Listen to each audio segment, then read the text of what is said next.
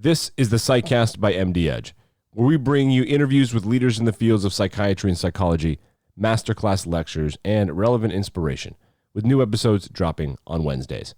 I'm the voice of MDedge Podcast's Nick Andrews.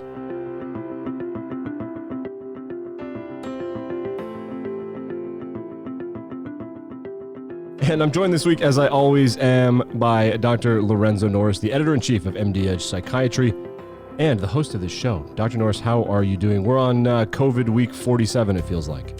Yeah, COVID week 47 is an understatement. In the COVID era, I think that 5 or 10 days can feel like 10 years because that's how fast everything's changing. But overall, I'm doing well, and I really hope that all the listeners and everybody out there is safe and that they're doing well and they're navigating this as well as they can. Yeah, I completely agree. It's just one of those things that, no matter what happens, we're all in this together. So this episode, we have some COVID content, but it's the debut of the doctor behind our show notes for over a year now, Dr. Jacqueline Posada. She steps out in front of the mic and she talks about two issues and two events, or two aspects of this event that are extremely important: telehealth and how you're dealing with your patients, and your routines and your mental wellness, both as a psychiatrist or psychologist and a healthcare professional. Okay. Well, this is great that Dr. Posada is stepping out behind from the show notes.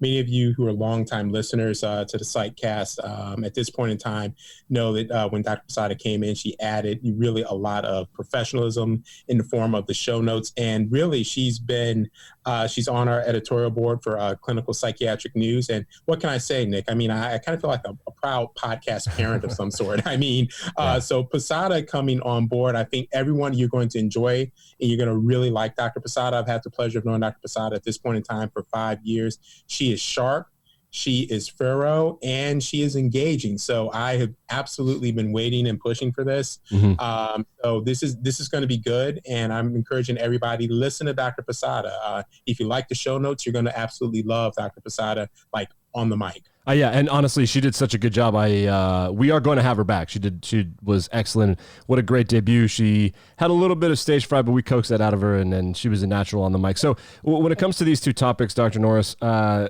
want to pick your brain a little bit and add another plot twist, which is education. So talk about telecommunications with patient care and then with education, because you are a big-time educator as well. Right. Okay, so in regards to telecommunications, assuming that most of the audience right now is mental health professionals, I mean, we've kind of been on this at MDedge for a minute. We did, if you will, a Psychcast with Dr. Shore, actually last year, 2019, on telehealth, before the pandemic. And Dr. Shore just actually came back and did a masterclass on, if you will, telehealth. And Dr. Posada is following this up. So we've been on telehealth for a minute. So right now, everybody, you have just, whether you've done it or not, you are definitely getting your feet wet with it. So if you're in the audience right now, you're really feeling some things in regards to what are the limits of telehealth, what are the protocols that you have to follow, are you HIPAA compliant? One of the things in terms of the telehealth is, and this comes out, but depending on where you're at, it's not as efficient as you might first think. Again, the recommendations were that you needed to take longer with the telehealth, and I can absolutely see why. The other thing that came out in regards to the telehealth, and I'd be curious if some of our listeners want to comment on this, you do miss being in the physical presence of your patient. You can't feel that energy, all that nonverbal communication. I mean, don't get me wrong, if you're doing it via Zoom or something of that nature, there's a component of that, but it just cannot be simulated. So I think that all of those things in regards to telehealth, we're just really at the dawn of it. And then probably what I would also say in regards to telehealth and why it is timely. One, we should have been doing this a long time ago. There have been people in many communities where they do not have mental health access, where this should have been the norm, whether you were in a rural community, an urban city where you got X, Y, or Z number of mental health professionals. But this is something that we should have been doing at a larger scale. The pandemic has really made us basically everybody tool up and do it within 3 to 4 weeks. So this is where we're at. Yeah, no, it's really interesting because I know that, and this is no disrespect to the healthcare profession, but that there's often a lot of pushback when, let's say, the tech nerds know what's better, and this could have been happening for a long time. However, there is the caveat that just having an ambiance or a sixth sense of what's going on with someone, whether it's psychiatry, oncology, anything that you can deal with a patient, like there's a vibe that does not come across on the computer, which is extremely important. But I, as a reporter and in the business, I do have some sources, residents, fellows, and young attendings that have taken advantage of the text therapy that is available because it's anonymous. Yeah. And that's, we talk about physician burnout occasionally on this program. Yeah. And I know that it beyond just healthcare professionals, the anonymity and the on-demand nature of being able to text on your phone or do a Skype session or whatever, obviously extremely important. So let's talk about the other part of this, which is the routine. I'm a big routine guy. I get the same coffee from the same coffee shop every morning. I like to work out around the same time every day. I love that kind of stuff. When you're out of that, you lose control. Maybe you let yourself go with calories or drinking or whatever. Right. As a professional, just you, Dr. Norris, how has this impacted you? Because we're going to get into that with Dr. Posada as well. It's really impacted me actually quite a bit. Probably the thing in regards to the routine is, even if for whatever reason you can maintain your own routine, because in many ways I'm fortunate because I'm still able to go to work, your home or family routine is going to be disjointed. Like, for instance, don't even get me started on homeschooling. So that's a big deal. Homeschooling is, oh my goodness, geometry is rough. Yeah, there are two types of quarantine: kids and no kids. Yeah, exactly. Yeah. So that is, in regards to how it's affected me, it's affected me quite a bit because one, I had to redo everything in terms of reconceptualize how I do everything with my family. Second, the other thing in regards to routine, everything just switched to WebEx or Zoom meetings. So that alters the routine. And probably the easiest way I can say it is that I was just on a conference call with the media committee for the group for the advancement of psychiatry. Sure. And a lot of the attendings there are in New York, or the physicians there are in New York. And one thing that they all were saying, which I agree with, you're actually working longer because you're not necessarily as efficient. And also time doesn't have the same meaning.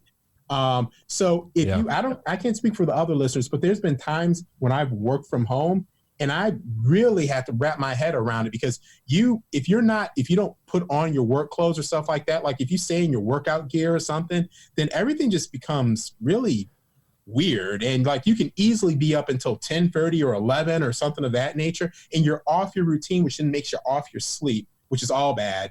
And then it just kind of spirals. So for me, the biggest thing has been control where I can, and also in terms of that routine, try to, even if you're at home, simulate as best you can your work environment and have good boundaries in the home. Like, so for instance, your office space is your office space. Your TV space is your TV space. If you're fortunate enough to have that, if you start blending the two, in my opinion, you're going to have problems. Yeah, completely agree. I've been working from home now for 3 years, and my biggest piece of advice to people is you have to have your priorities. I am a work hard for a couple hours, take a break kind of person.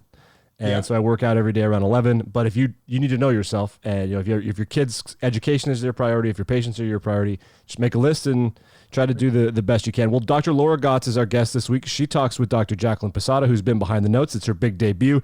And of course, we'll be back. We've got interviews that I did at TED Med 2020 coming up in the next couple of weeks.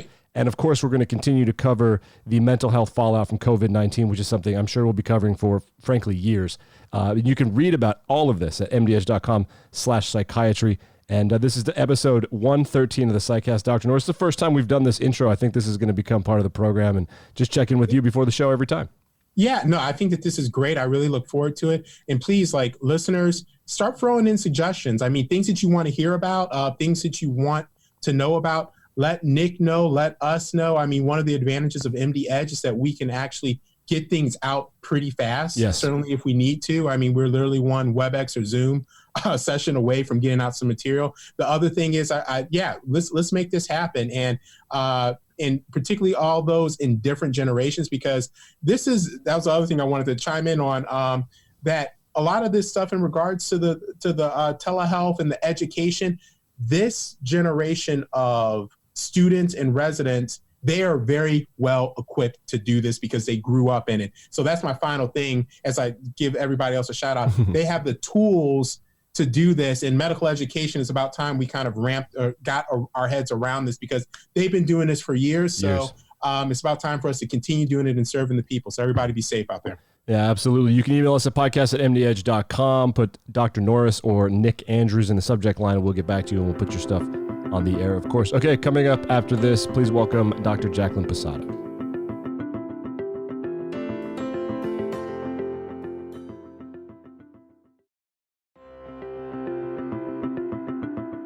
My name is Jacqueline Posada. I am a consultation liaison psychiatrist at Inova Fairfax with the George Washington University Department of Psychiatry, and I'm an associate producer on the Psychcast. You may recognize my name from all of the show notes. And I am Dr. Lynne Gots. I am a licensed clinical psychologist in the District of Columbia. I'm in private practice. I'm also an assistant clinical professor of psychiatry at GW, which is how I know Dr. Posada. And I'm a clinical fellow with the Anxiety and Depressions Disorder Association of America. All right. Well, Dr. Gots, welcome to the Psychcast. I'm so happy to have you on during this time of great anxiety. Well, I'm happy to be here. So, I think we're going to talk about how clinicians can help their patients with anxiety and also how to help ourselves, because I feel like that's coming up more and more. Yes.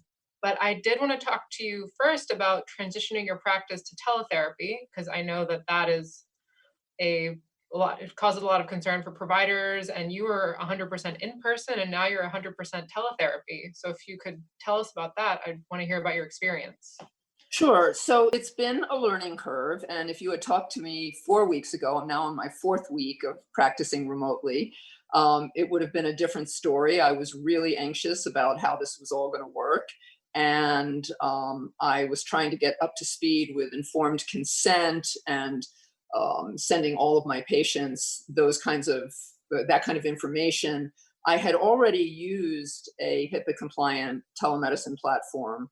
Not very much, but I had used it occasionally, called DoxyMe, which I think probably most medical providers are using now. It has been very overloaded, and occasionally the transmission breaks down. But lately it's actually been pretty good. So I don't know if they've made some changes to accommodate the volume or what, but I'm not having problems with it anymore. In the beginning, I'd say about half my patients opted for phone over video. They just felt more comfortable with that. And now more people are asking for video.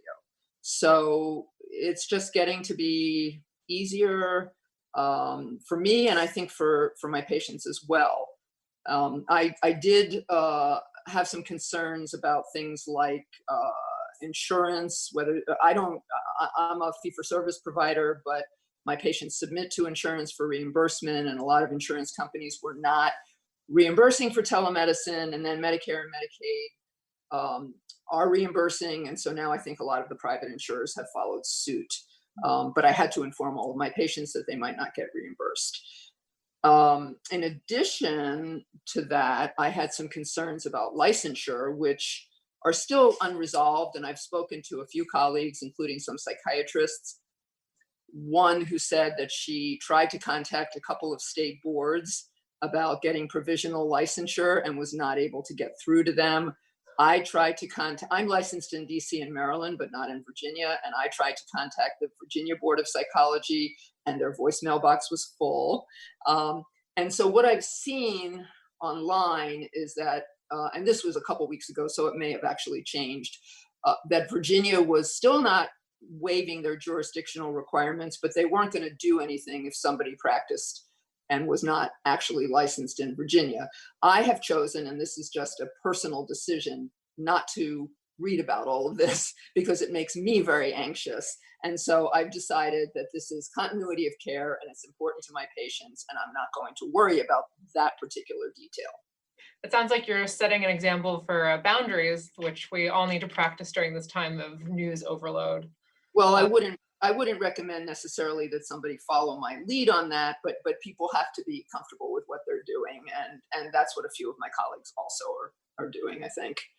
Yeah, and I know there's just so many requirements to keep abreast of. Like, yes, there's a lot of information online. Like, I know a lot of the licensing requirements are on different states' websites, but that's just another thing to add to a lot of clinical work. Because I think you had mentioned that sometimes you're working the same amount of hours, but you're doing a lot more work sending emails to people about the consents. And I know for me, like I forgot to set up my Zoom meetings last night before I left for work, so I was doing them this morning. Like the workflow is not yet smooth for me.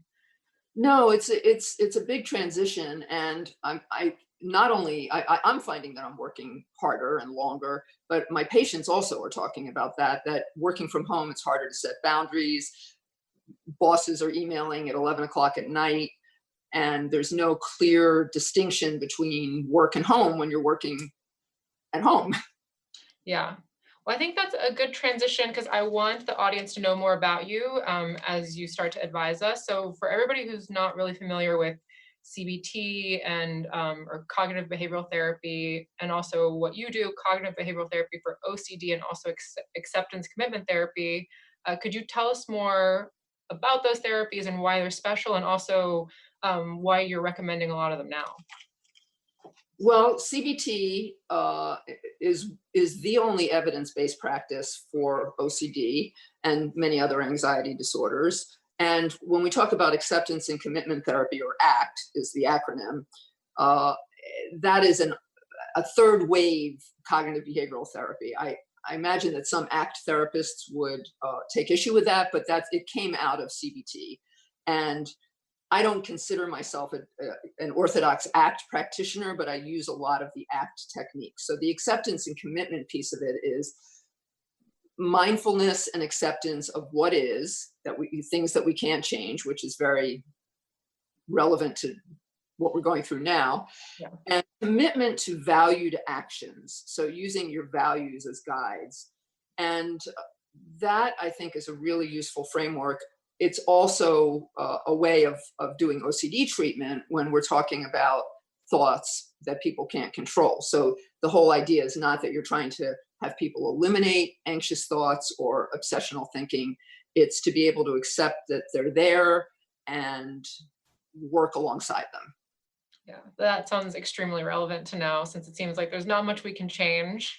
And talking to patients about accepting the current situation seems very difficult. Like, I'm really curious to know how you phrase conversations with your patients about, with the anxiety they already have, how do they learn to integrate acceptance of, the COVID-19 sort of, I now call it like COVID world that we're living in. And then how they add that into the treatment that you're already providing for them. Well, with my patients, because mostly I'm seeing established patients, I have acquired a few new ones, but those are also people who've had previous CBT treatment for anxiety or OCD, so they know the framework. But with the patients that I'm working with, they already know a lot of the techniques. And what I am finding, and I'm sure that this isn't true on a large scale, but what I'm finding among my patients is that they're telling me that they're actually less anxious than they expected that they would be. And what I tell them is that they've been training for this for a long time. So they've been training for uncertainty. They have a lot of tools. And some of the things that are problematic for them are not what we would imagine would be. So with the people with OCD, contamination, anxiety, you would expect that they would be especially worried. And some of them are, that is true. And we can talk in a little bit about how we manage that and how we contain that. But I'm also finding that people's particular anxieties come up in ways that express their underlying vulnerabilities. And so if an underlying vulnerability is a need for control and perfectionism, people worry about perfecting their quarantine, getting enough done, being productive at work. Yeah. And that can be a source of stress. If an underlying vulnerability is anxiety sensitivity, if they're feeling anxious, they're going to tune in to those physical sensations, and then they might worry that they have symptoms of COVID-19. Or if they have health anxiety, they may be particularly vigilant about those kinds of symptoms. If an underlying issue that they've dealt with is an eating disorder, problems with food scarcity may be triggering for them, and that may cause some binge eating or restriction, either way. Yeah. But the underlying, I guess the overarching underlying vulnerability for everyone is an intolerance of uncertainty. And that's something that everybody's dealing with right now. Yeah, absolutely. So, I mean, listening to that answer, it sounds like we can be narrow and think like it's just going to be about contamination anxiety, but whether you have OCD or not, there's all these other anxieties that are going to pop up. Well, not just anxiety, also depression. And I'm finding that more now that we're entering week 4 of shelter in place. People are starting, in the beginning, it was almost a novelty for some people, and they were doing a lot of video chatting with friends and virtual happy hours and things like that. And now people are getting a little tired of that. And some of the restrictions are really wearing on people. And I'm noticing more depression showing up. Yeah, no, on that topic, I mean, what I've been falling back on a lot more is a work that I did last year in building resilience and trying to get people to think like you have these vulnerabilities, but you also have these strengths. So like during the regular times, like what strengths did you pull from and how can you incorporate those skills into the quarantine? Like life is different, but you still have those skills at hand that you could use, but kind of opening up the blinders a bit, helping them reflect on their past to apply their strengths now has been. Well, that's actually a great CBT technique. So you're getting people to reframe their thinking and look at it in slightly a different way. So the reality is the same, but the way that they're interpreting it is a little different, and that's the essence of CBT. The other thing that I try to make clear to my patients is that everybody is anxious right now, and that anxiety is actually an adaptive response to a threat, and this is a real threat. So it's not, people shouldn't feel bad for feeling anxious. And when they start feeling bad for feeling anxious is when they start having problems. And it's what the mindfulness people like to call turning pain into suffering. So that you're already, everybody's in a state of pain to some extent. But then when you start beating yourself up for it and saying, I shouldn't be feeling like this, or I should be doing better, or I should be more productive, or I should be getting up at a certain time in the morning and not lying in bed, then it becomes a lot of judgment and a lot of suffering. Yeah, no, that's a really good reminder. Yeah, the mindfulness, it can be, I mean, it's very useful. There can also be a type of perfectionism around mindfulness, but I also agree that the equation that I was taught in my class of the resistance times pain equals suffering. I think about that a lot right now of like, I just have to be flexible, do what I have to do, trying to incorporate that in treatment with my patients is also helpful. So when you say perfectionism around mindfulness, what do you see there? Well, I feel like that's a whole other podcast, but I mean, I think mindfulness is not supposed to be pleasant or unpleasant. Exactly. Or meditation is neither pleasant nor unpleasant. It's just something you do. I mean, you can view it as an exercise for your brain or a practice to meta awareness. But I think right now, at least on like the wellness emails that I get from my institution, like, oh, try to meditate, you'll feel better. And I feel that's the wrong method. That's the worst of like, if you meditate, you'll feel better. Like this type of like, if you take a warm bath, just like if you meditate, you'll feel better. Like that's not what I want people to take away from mindfulness during this pandemic and this crisis. But I'm afraid that it's kind of been creeping in a lot of the materials that I see across my desk. Well, we're hearing a lot of things like that actually make me a little concerned. So I'm hearing things like make sure you eat right and make sure you sleep, because those help with your building immunity, and people don't need to feel more anxious about those kinds of things. Yeah. Some of my patients who have some underlying health conditions are really worried if they have high blood pressure. Oh no, I'm stressed. And then they stress about being stressed, and they're worried about the impact of that. And what I tell all my patients about mindfulness and meditation practices is that it's not designed to make you feel better. That's kind of a popular misconception that people have.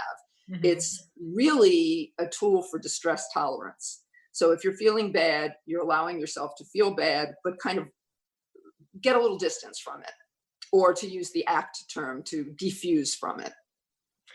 Yes. Or do you have any other times when you've talked about diffusion with your patients during this pandemic? Because I think that's one of my favorite ACT techniques that you've talked about.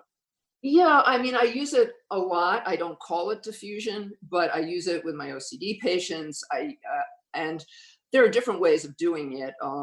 Thinking about your anxiety as an unwelcome guest at Thanksgiving dinner, and having it just, but sort of a relative that you don't like and you're annoyed by, but you're stuck with, having the anxiety just metaphorically pull up a seat and sit down and turn your attention away, because it's all about turning down the volume. It's not about getting rid of thoughts or getting rid of feelings. It's just down regulating a little bit.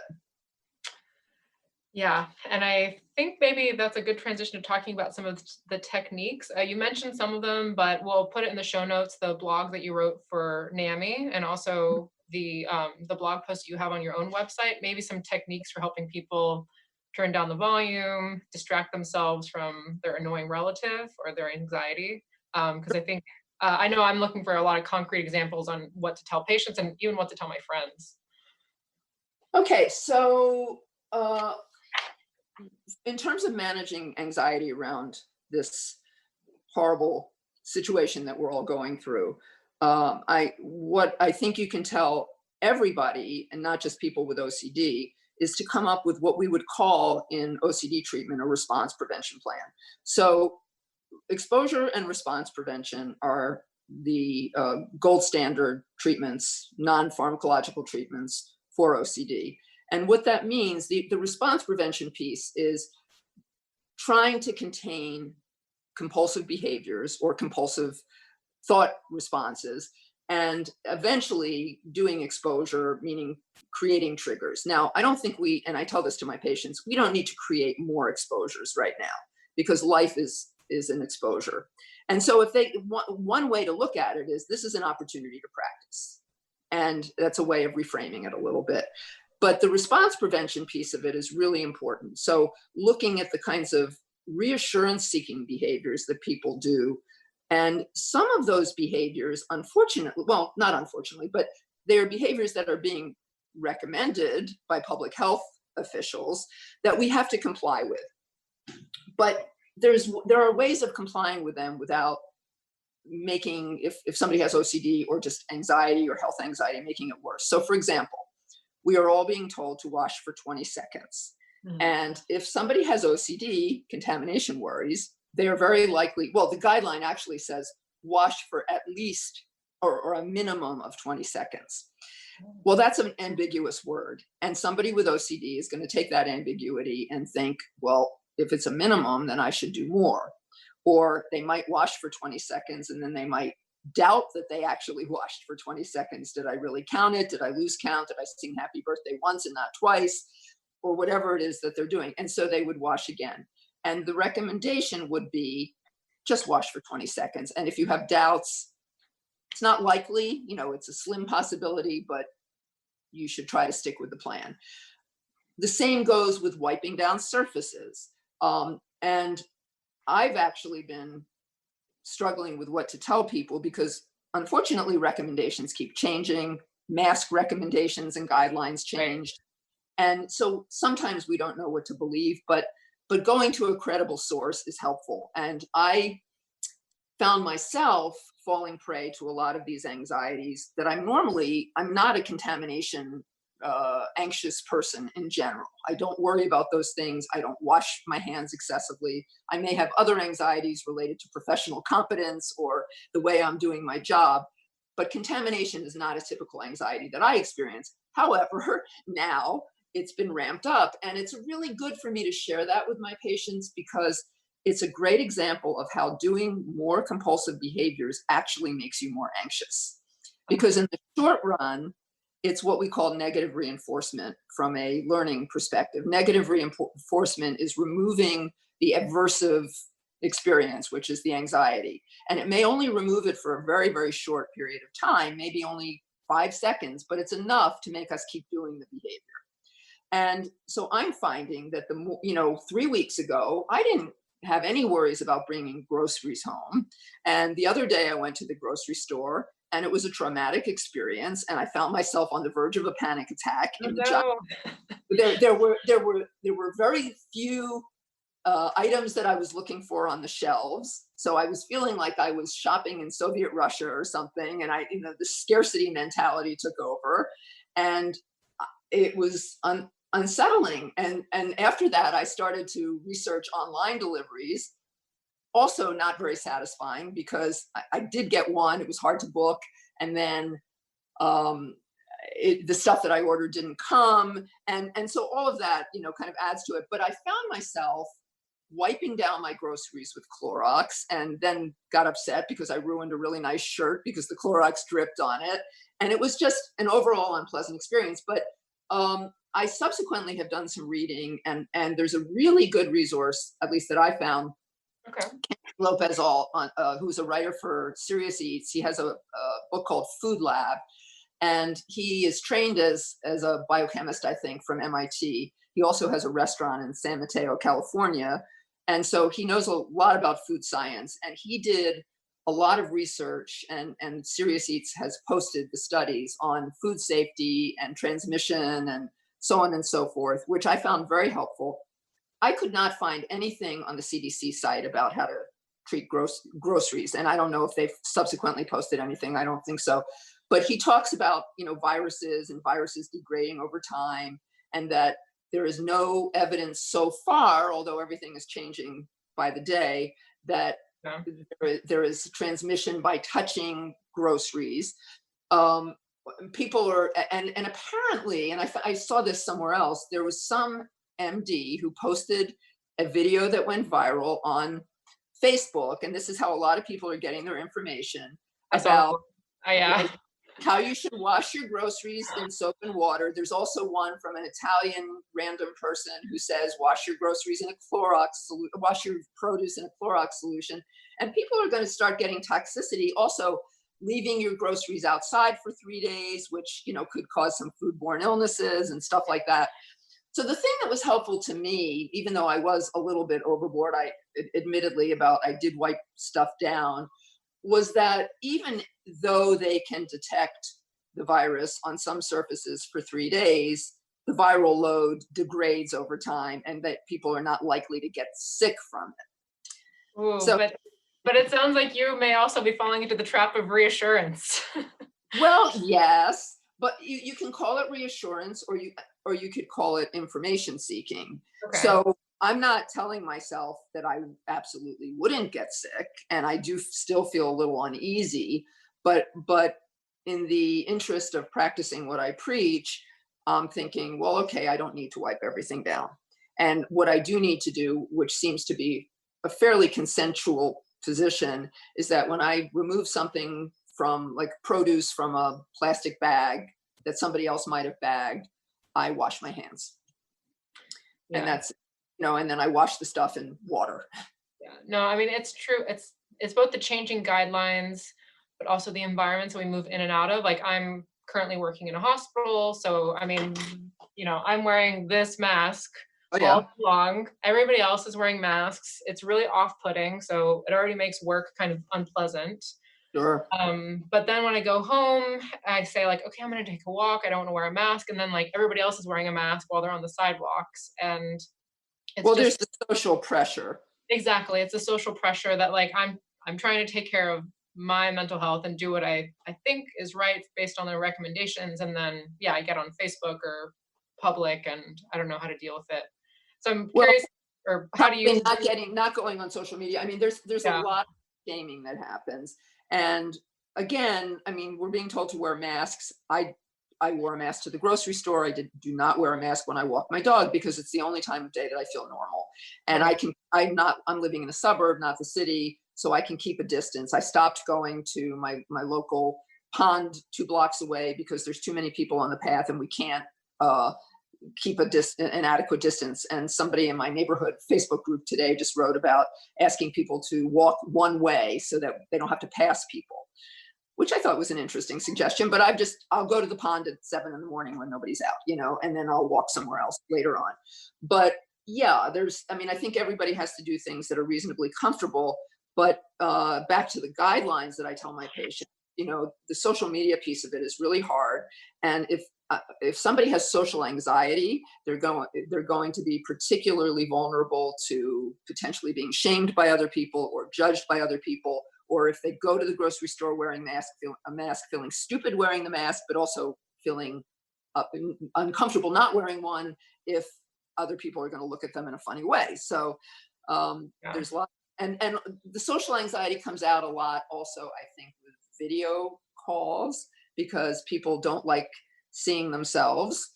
And so sometimes I recommend that they either, make it so that they can't see their own image, or they just put a little Post-it note over the video of them so that they can't watch themselves. Oh, that's smart. I had not even thought of that as part of social anxiety, of that now that we're constantly seeing ourselves on all these video modalities. Yeah, it's a lot. I mean, people are concerned about that, I think. Actually, one of my kids hates having her image displayed. And when we have family Zoom sessions, she took her image off. But yesterday we had a family session and she got a new kitten. And so that was a good excuse. She could show the kitten instead of herself. So kind of finding workarounds. So probably kill me for saying this, because she really likes podcasts and I'm sure she's going to listen to this. So it's a new world. Yeah, I know. So back to what people can do. One of the number one recommendation that I see everywhere is limit exposure to the news.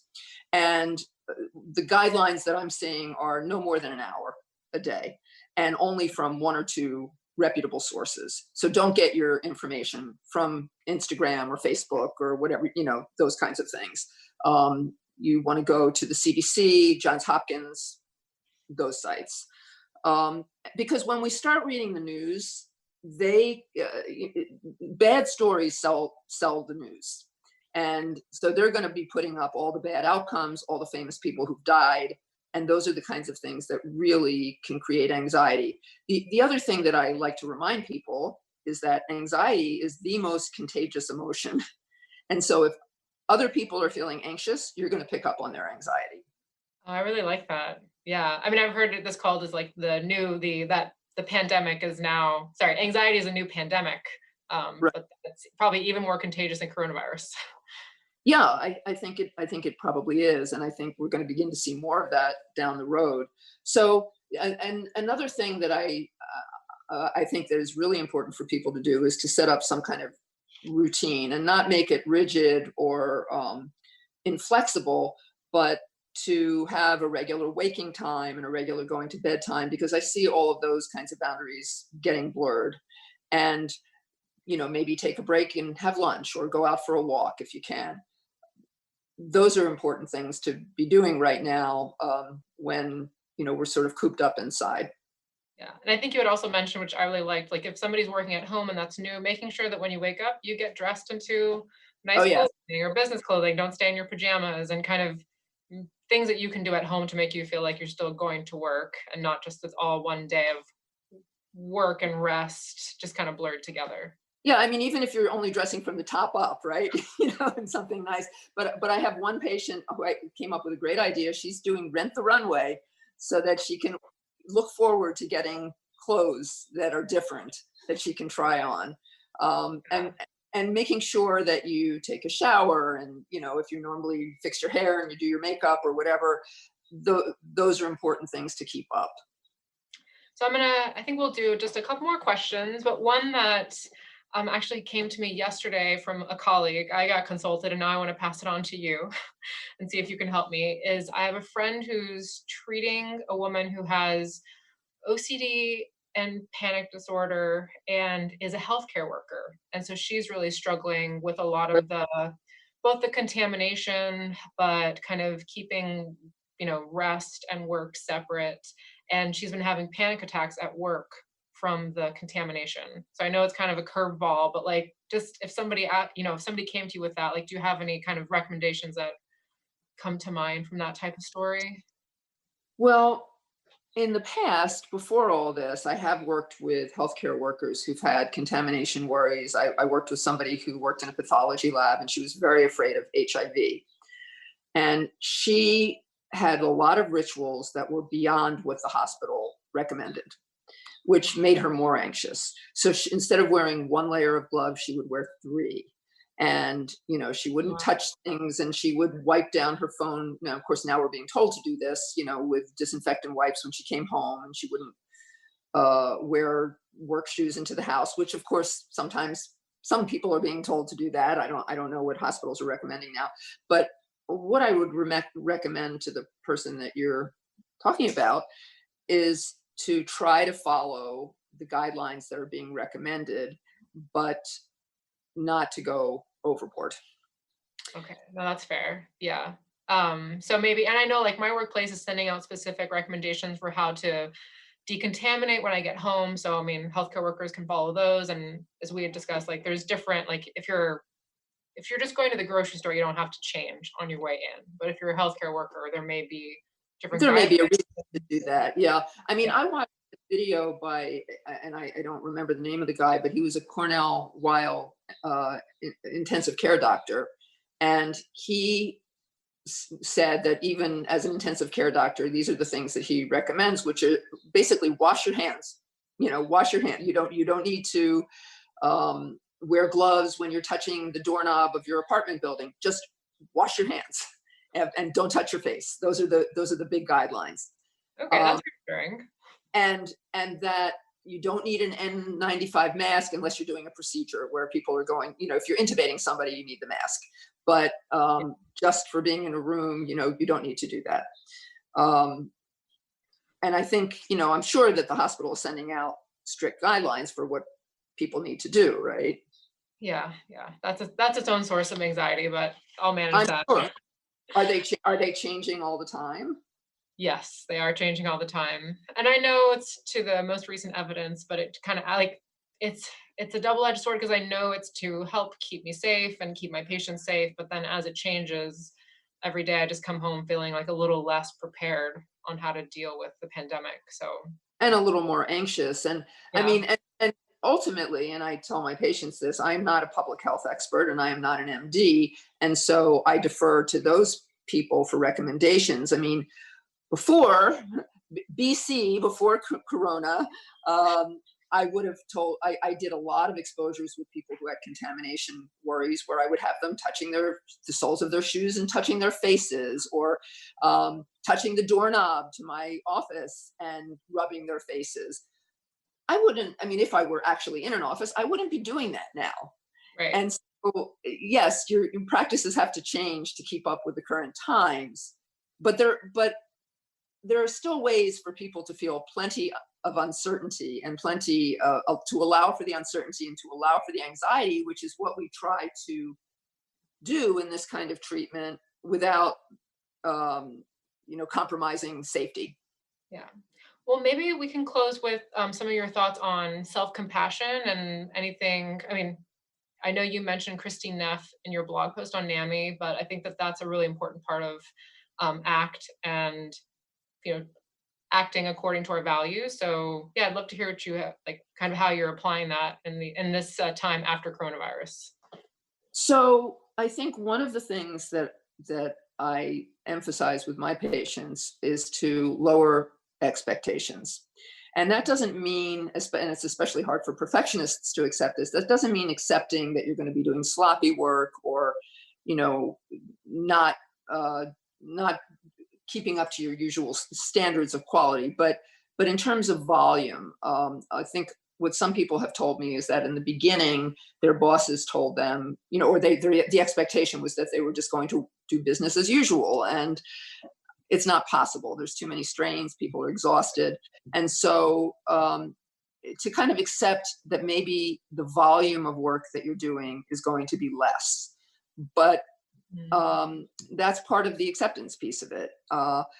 And just to be more realistic about what you can do. So one of my patients said that she's now trying to accept that 10 minutes of pedaling on an exercise bike is fine, even though she used to go to spin classes every day.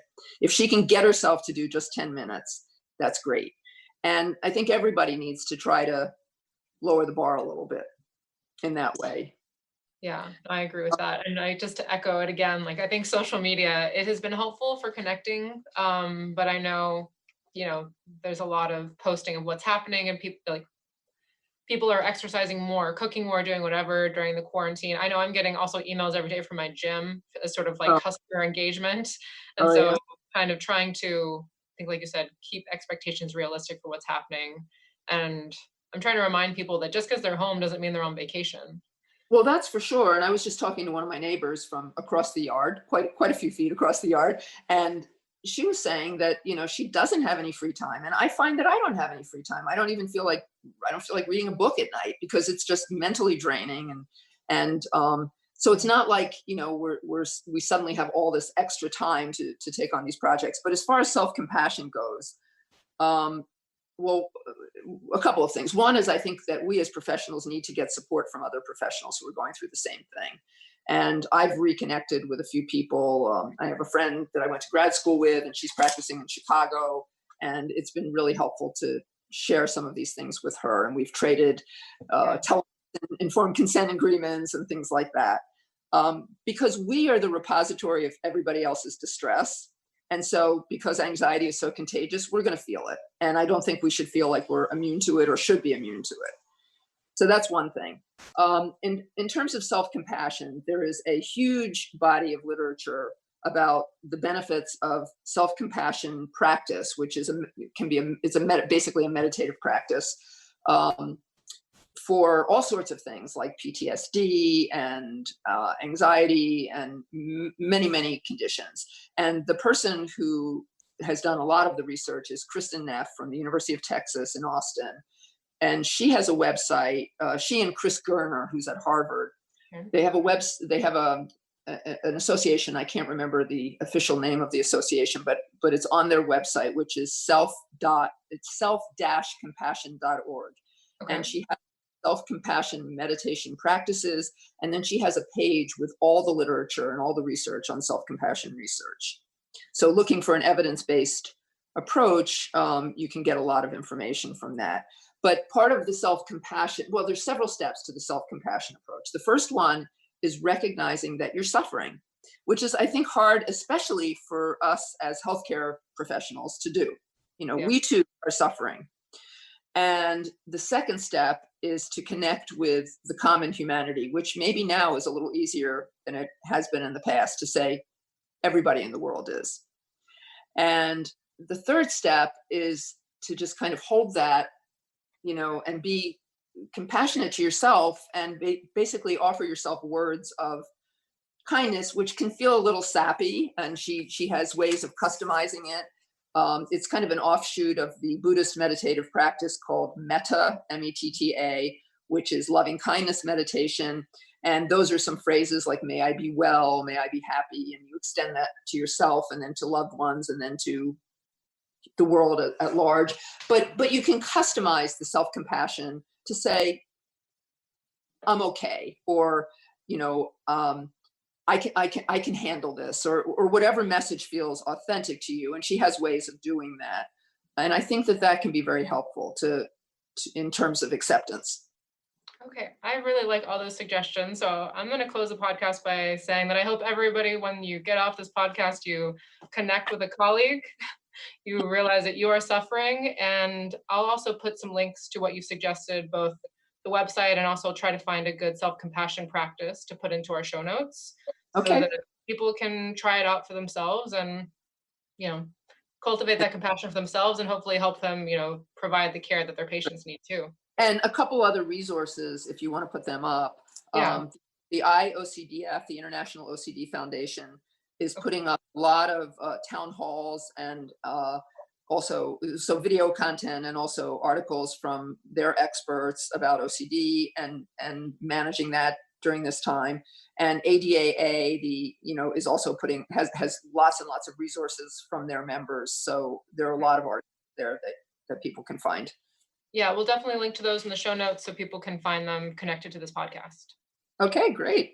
Well, thank you so much for joining us on the Psychcast. And, I hope that people will be able to put your recommendations to practice for both themselves and their patients. Well, thanks for having me and stay safe. All right. Thank you.